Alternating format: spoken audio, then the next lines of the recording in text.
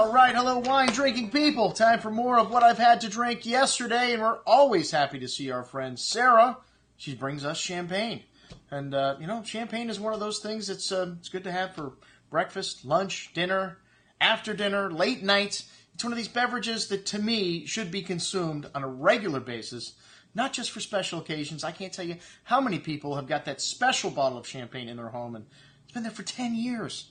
Please, Saturday night, some other night, just, find a reason to celebrate. Every day above ground is reason to drink champagne. And Laurent Perrier, one of our favorite family-owned houses, and these guys make a very elegant, stylish champagne, and I really love the Grand Siècle. To me, it's the greatest value of all the Tête de Cuvées. Tête de Cuvée is the top level of champagne. Every house has one. Well, not every house. Most of all the great houses have a Tête de Cuvée, and the Grand Siècle is a multi-vintage item, which multi-vintage and non-vintage kind of means the same thing, but the non-vintage champagnes are kind of like the calling card of the champagne house, and the LP Brut would be the non-vintage from LP, which is their bread and butter, their workhorse. They make the most of that, and that's usually a blend of 3 different vintages, usually 5 to 6 years behind where we're at in terms of what the year is. So 08 and 09 is kind of what you see in the marketplace. This wine is a blend of 3 great vintages. The last 3 great vintages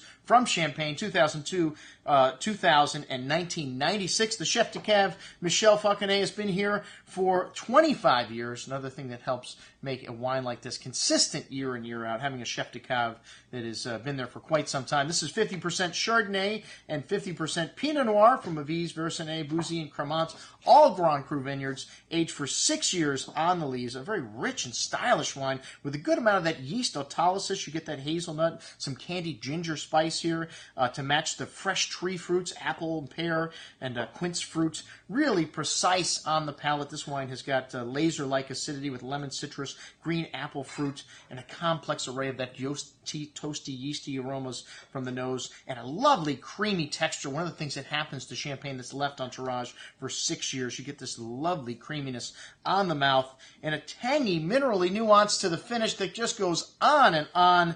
Most excellent juice, and they've lowered the price on this. So, yeah, we have an incredible price on this now, $112.50. All right, the Laurent Perrier Alexandra Rosé. This wine used to be known as the Grand Siècle Rosé, and Alexandra is the boss. With her sister here, and the dad, the war hero, Bernard de Manicourt, who made Laurent Perrier what it is today. And this is the wine I celebrated the birth of both of my children with, 1988 vintage Alexandra Rosé, and sushi, because you're not allowed to have sushi when you're pregnant, so as soon as the baby came out, we had sushi and champagne. And the 1988 vintage of this wine was fabulous. This is the 2004 vintage, and this wine's got a lovely flinty, minerally-like nuance. Even though it's aged for 8 years on tirage, it seemed like the Grand Siècle had a little bit more of that yeast autolysis. This wine's got a little bit more bright red berry fruit to it. 80% Pinot Noir from Bouzy and 20% Chardonnay. And it's aged on the lees, like I said, for 8 years. The Chardonnay's from Cremant.